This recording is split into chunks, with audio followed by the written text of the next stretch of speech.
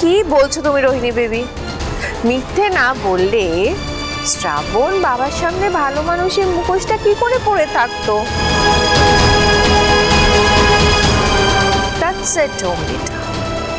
দেখো, আমি যদি আজ এটা না করতাম তাহলে শ্রাবণ তো বাবার সামনে চিরটা কাল এই ফলস মুখোশটা পরে থাকতো।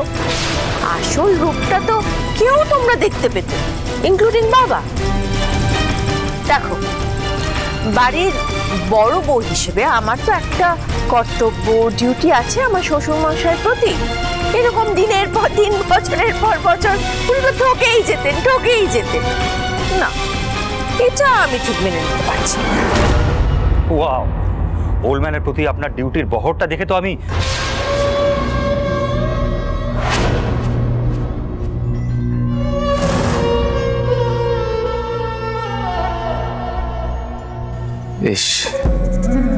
শ্রাবণ, I feel so sorry for you.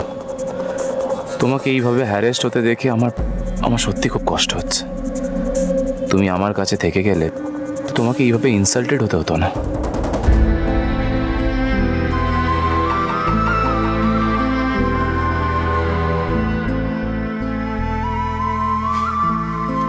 আসলে কি বলতো দা ভাই, তোর বউ যতটা ইনোসেন্ট সেজে থাকে না, আসলে কিন্তু অতটা ইনোসেন্ট নয়।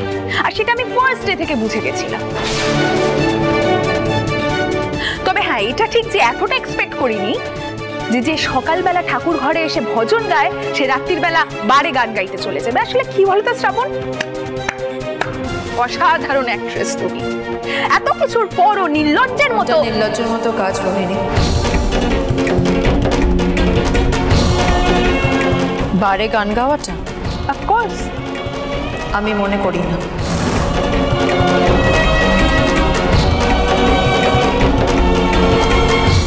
Seriously, what a shameless girl you are, Shravan. আমার লজ্জা পাওয়ার কিচ্ছু নেই। আমি বারে গান গাইতে চাই, আর গান তো গানই হয়, সে তুমি ঠাকুরের সামনে বসেই গাও না কেন, আর তুমি বারে গাও না কেন।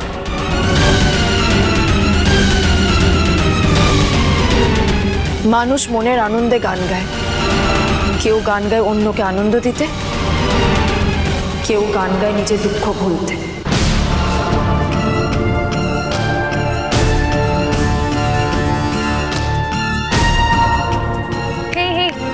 এক্সকিউজ মি, আমরা না এখানে সবাই তোমার জ্ঞান শোনার জন্য বসে নি। হ্যাঁ, কোনো জ্ঞান আমরা শুনতে চাই না। হ্যাঁ, আমি এটা বুঝতে পারছি না তোমার বাবা মা কিরকম। তোমার বাবা মা তোমাকে অ্যালাউ করে বাড়ি গান গাওয়ার জন্য? কিরকম ফ্যামিলি গো তোমাদের? রোহিণী,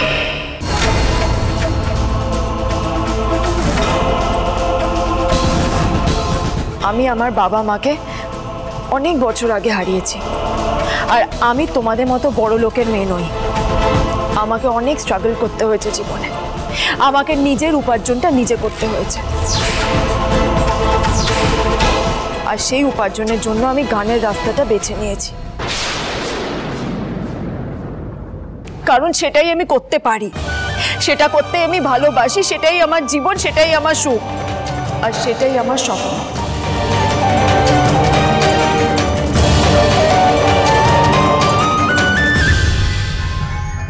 দেখো শ্রাবণ, বিয়ের আগে তুমি কি কি করেছো সেটা নিয়ে আমরা লিস্ট বদার্ড। আর তাছাড়া তোমার ফ্যামিলি ব্যাকগ্রাউন্ড সম্পর্কে তো কিছুই জানি না আমরা, কারণ অ্যাকর্ডিং টু ইউ সবাই তো বিদেশে থাকে।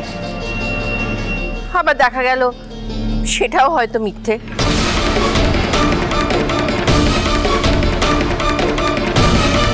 এই যে তোমার জামাইবাবু বলেছিলেন না যে তোমার দিদির নাকি ভেলোরে ট্রিটমেন্ট চলছে, দেখা গেল হয়তো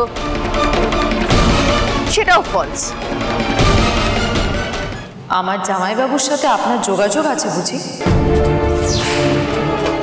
বিয়েটা আমি করেছি, আর ফ্যামিলি ব্যাকগ্রাউন্ড ব্যাপারে যতটা জানা দরকার আমার ততটা জানা আছে। And that's enough for me. আপনি কেন এতটা বদার হচ্ছেন? হতাম না, সিরিয়াসলি হতাম না যদি দেখতাম যে বিয়ে করার সময় তুমি তোমার ফ্যামিলি রেপুটেশনের কথাটা মাথায় রেখেছো। ও কিসের অভাব বলো তো? মানে তোমার বউয়ের কিসের অভাব যে ওকে ওকে বারে গান গাইতে হচ্ছে? হ্যাঁ, কোন অভাবে ওকে এটা করতে হচ্ছে ওর দিদির বেলোরের ট্রিটমেন্টের খরচাটা টানার জন্য? বলো না আমাকে। আমার পার্সোনাল খরচের জন্য আমি হাজবেন্ডের কাছে হাত পাতবো কেন? আমার পার্সোনাল খরচের জন্য আমি নিজেই উপার্জন করতে পারি, আর সেই স্বাধীনতাটা আমার আছে।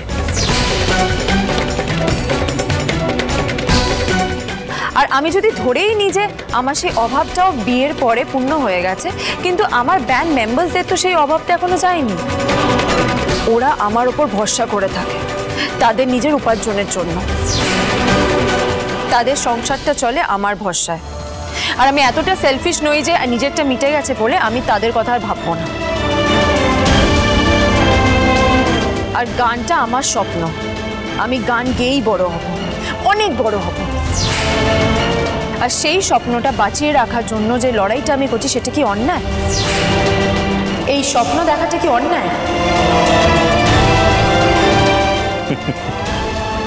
বাড়ির ছেলে বার চালায় বলে তাতে আপনাদের কোনো আপত্তি নেই, আর বাড়ির বউ বারে গান গায় বলে আপনাদের এত গায়ে লাগছে। এই নাকি আপনারা পোশাক আশাকে চিন্তা ভাবনা এতটা মডার্ন।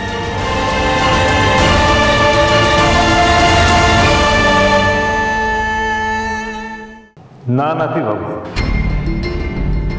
নাত বউ কোথায় গিয়ে গান গাইছে সেটা আমার সমস্যা নয়। আমার সমস্যাটা মিথ্যে কথা বলাটা নিয়ে। তুমি যদি তোমার কাজকে এত সম্মান করো তাহলে আমাকে মিথ্যে বললে কেন?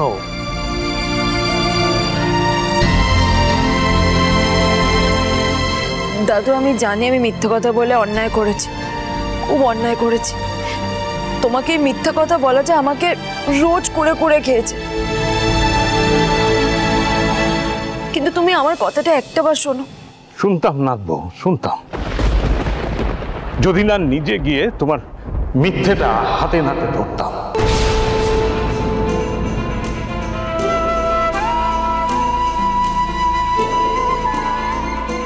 আমি যে তোমাকে নিয়ে খুব গর্ব করতাম নাত বউ।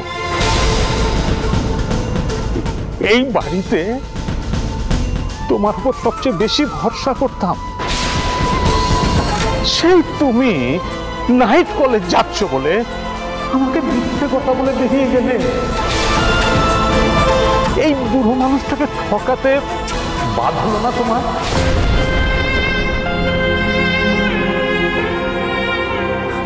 ওল্ড ম্যান, শ্রাবণ তোমাকে সত্যিটা বলতে চেয়েছিল, আমি বারণ করেছি।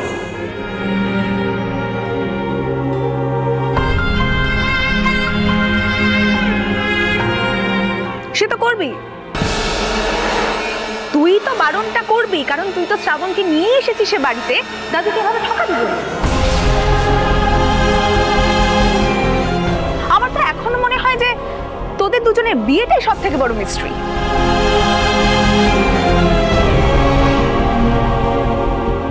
কিন্তু জানিস তো, আমার এখনো মনে হচ্ছে এই সব কিছু হওয়ার পরেও মনে হচ্ছে যে দাদুভাই হয়তো তোদের দুজনকে এবারও মাফ করে দেবে। কি দাদুভাই, তাই তো? শুধু শুধু এতক্ষণ সময় নষ্ট হলো, বেকার একটা ড্রামা আমরা সবাই দাঁড়িয়ে দাঁড়িয়ে দেখলাম। Let's go. এই বাড়িতে তোমার প্রত্যেকটা দিন, প্রত্যেকটা মুহূর্ত আমি আন্টির সাথে হাত মিলিয়ে পিষিয়ে দেবো শ্রাবণ, যাতে এই বাড়ির থেকে তুমি পালাতে পারলে বাঁচো। আর যেই দিন তুমি এই বাড়ির থেকে পালাবে সেই দিন আমি তোমাকে নিজের গ্রিপে নিয়ে নেব। না বাবা, এটা আপনি ঠিক করলেন না। আমাদের বাড়ির ছেলে ঋতু আজ ভুল করেছে বলে কারেকশনাল হোমে আছে, আর শ্রাবণ এত বড় একটা অন্যায় করেও পার পেয়ে যাবে কি করে বাবা?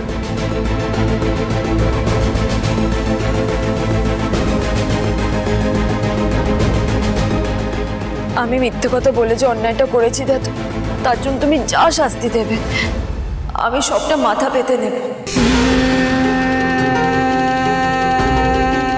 ওল্ড ম্যান, অন্যায় আমিও করেছি, শাস্তি পেতে হলে আমরা দুজনেই পাবো, শ্রাবণ একা নয়।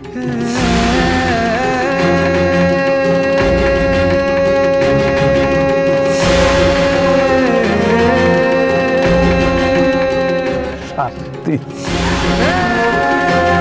শাস্তি কাকে কি দেব? শাস্তি তো আমি পাচ্ছি নাতি বাবু, আমি ভরসা করে ঠকার চেয়ে আর বড় শাস্তি কি আছে বলতে পারো নাতি বাবু?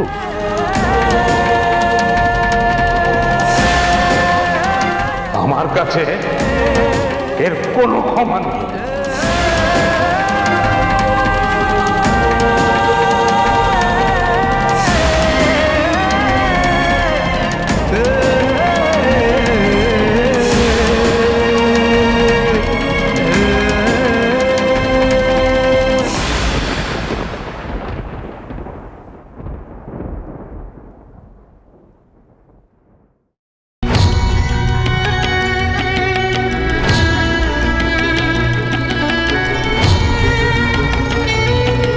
You deserve this.